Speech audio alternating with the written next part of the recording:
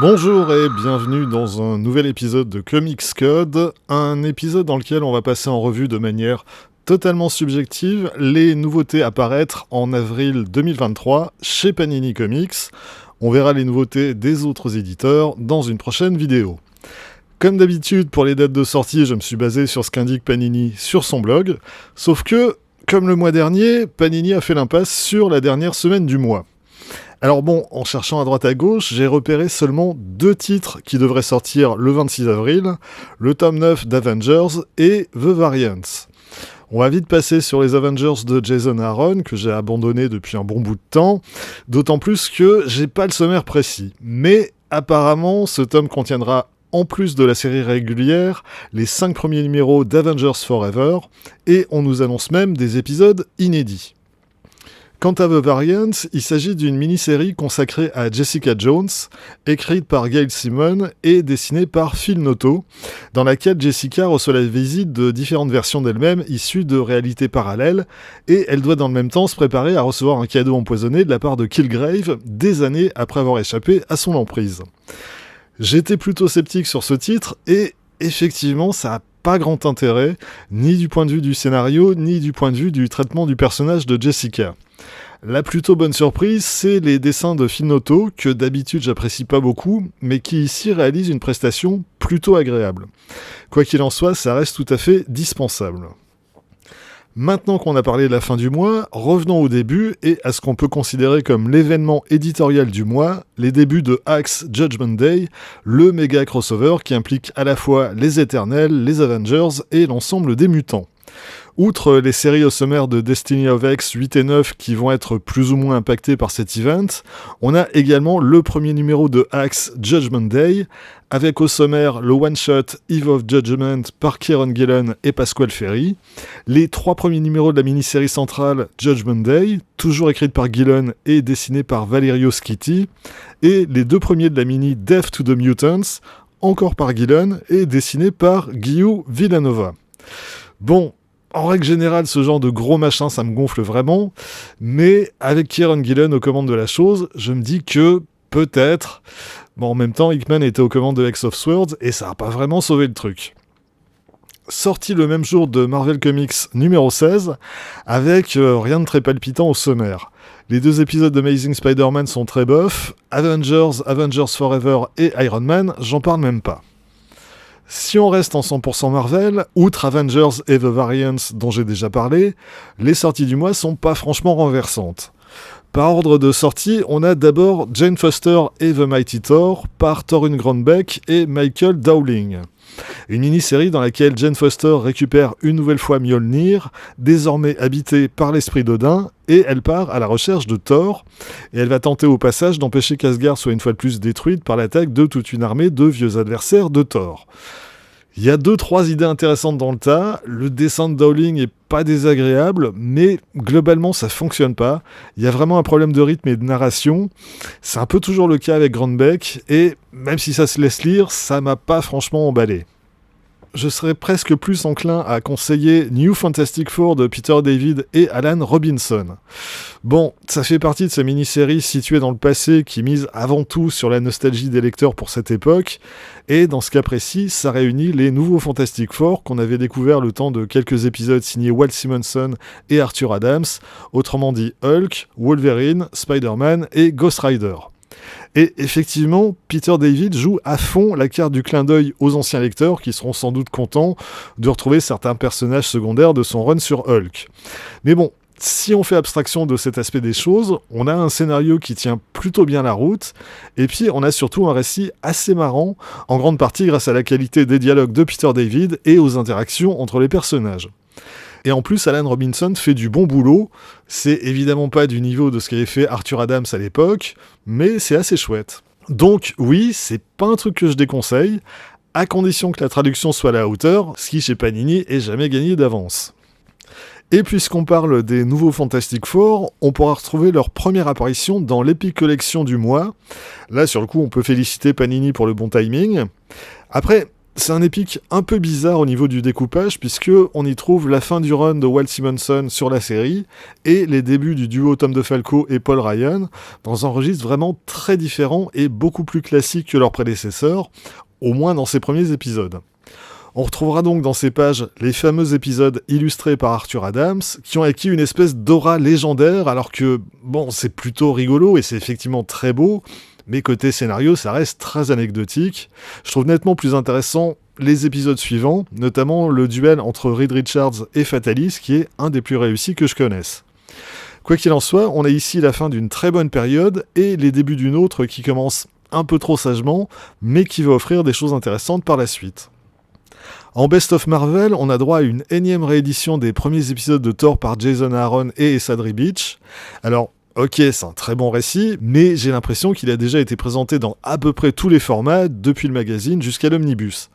Ceci dit, si vous l'avez jamais lu, ça fait toujours une occasion supplémentaire de ne pas passer à côté. L'autre must-have, Guerre secrète de Jim Shooter et Mike Zeck, a aussi eu droit à plusieurs éditions. La dernière, c'était il y a à peine 2 ans en Marvel Deluxe, et à ma connaissance, il est toujours disponible, donc je vois pas vraiment l'intérêt de le ressortir maintenant dans un autre format. Effectivement, il est un peu moins cher, 25€ au lieu de 32 en Deluxe, mais bon, à ce tarif, on peut pas vraiment parler d'une édition économique non plus. Du côté des intégrales, 2 titres annoncés en avril, dont un que je conseille vraiment, c'est l'intégrale Moon Knight 1980-1981 par Doug Mensch et Bill Sienkiewicz. C'est vraiment, avant New Mutants, la série qui a révélé Bill Sienkiewicz.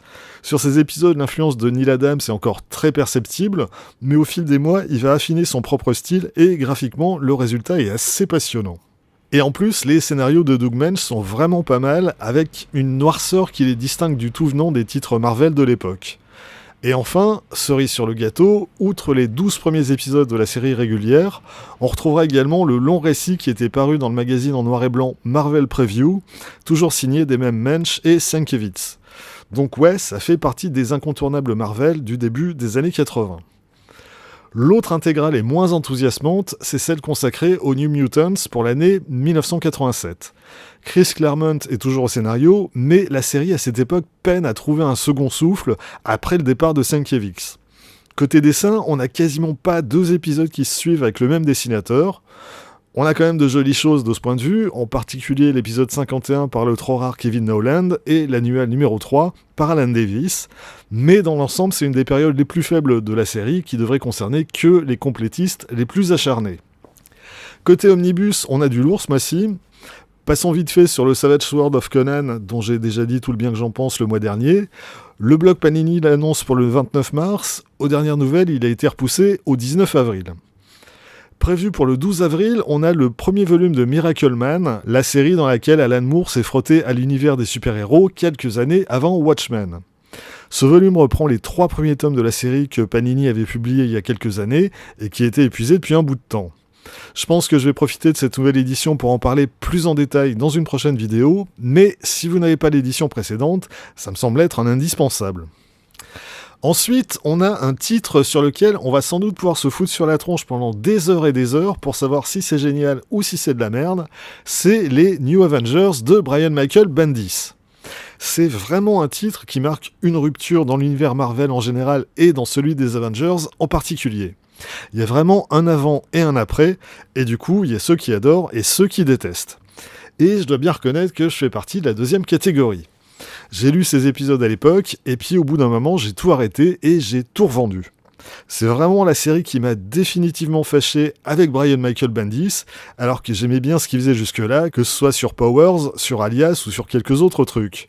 Mais à partir des New Avengers, j'ai plus vu que ces tics d'écriture, ces techniques pour délayer ses intrigues, ces dialogues qui brassent du vide à longueur de page. Donc, clairement, ça sera sans moi, mais bon, si vous aimez, et je sais bien que toute une partie du lectorat adore cette période, eh ben, faites-vous plaisir. Et je n'oublie pas le 2e omnibus consacré à Star Wars, période Marvel, avec les épisodes datant de 1981 à 1983. Alors, si j'en crois ce qui est indiqué sur le blog Panini, on aura au sommaire Aliens Rogue, Aliens Labyrinthe, Aliens... ouais, ça sent le copier-coller malheureux. Bon, si le sommaire est identique à celui de l'édition américaine, ce qui est probable mais pas certain, on devrait avoir les épisodes 45 à 78 et l'annual numéro 2, soit la période située entre l'Empire contre-attaque et le retour du Jedi. Et effectivement, ces épisodes vont intégrer beaucoup d'éléments du deuxième film et lancer quelques intrigues qui vont tout doucement nous amener au retour du Jedi. C'est aussi les derniers épisodes signés Archie Goodwin et Carmine Infantino, et ensuite on va avoir une période de flottement avec un bon paquet de scénaristes qui passent sur la série le temps d'un ou deux épisodes, jusqu'à ce que David Michelinie reprenne les choses en main. Côté dessin, les choses sont plus stables, avec d'abord Walt Simonson, puis Ron Frenz, et sur toute cette période, Tom Palmer à l'ancrage, qui va apporter à la série son unité graphique. Comme pour le premier tome, c'est des choses que j'ai pas lues depuis presque 40 ans, et leur première publication française dans les pages de Titan, et je pense que, comme pour le premier tome, je vais me laisser tenter. Restons dans l'univers Star Wars pour signaler deux nouveaux titres. Tout d'abord le premier tome de Han Solo et Chewbacca, par Mark Guggenheim et David Messina, avec une histoire qui se situe chronologiquement avant le premier film de la franchise. Et puis, en Star Wars Epic Collection, Star Wars Legend, la jeunesse des Jedi, tome 1, par John Ostrander et Ian Duursema, des récits de la période Dark Horse qui étaient parus en France en 3 tomes chez Delcourt. Pour finir, quelques titres en vrac, le numéro 2 de Mighty Marvel, qui réédite les numéros 7 à 13 d'Amazing Spider-Man par Stan Lee et Steve Ditko, et Marvel Visionaries Jack Kirby, une anthologie dans le même format que celle qui était parue en fin d'année dernière et qui était consacrée à Stan Lee et à Steve Ditko. Avec donc au sommaire tout un tas de choses en vrac, depuis les premières créations de Kirby pour Marvel au début des années 40, jusqu'à des épisodes de Captain America ou des Éternels dans les années 70. Et pour terminer, Panini a décidé de mettre à l'honneur Stjepan Sejic avec une réédition et un inédit. La réédition, c'est celle en intégrale des 3 tomes de Sunstone. L'inédit, c'est Fine Print, un graphic novel paru chez Image Comics en 2021. Bon, là encore, je suis pas le bon client pour ce genre de truc. C'est du fantastique érotique, gentiment SM, mais pas trop. Ok, visuellement, c'est pas vilain, Sejic a un talent certain, mais bon, quand j'ai essayé de lire ça, ça m'est tombé des mains au bout de quelques chapitres. Donc, c'est gentil, mais non merci. Voilà, c'est tout pour aujourd'hui. J'espère n'avoir rien oublié et ne pas m'être trop gouré. Sinon, comme d'habitude, n'hésitez pas à intervenir dans les commentaires pour rectifier telle ou telle chose. On se retrouve très vite pour passer en revue les sorties d'avril des autres éditeurs. D'ici là, vous pouvez vous abonner à cette chaîne, partager cette vidéo sur les réseaux sociaux et surtout, lire des comics. Soyez sages et à bientôt.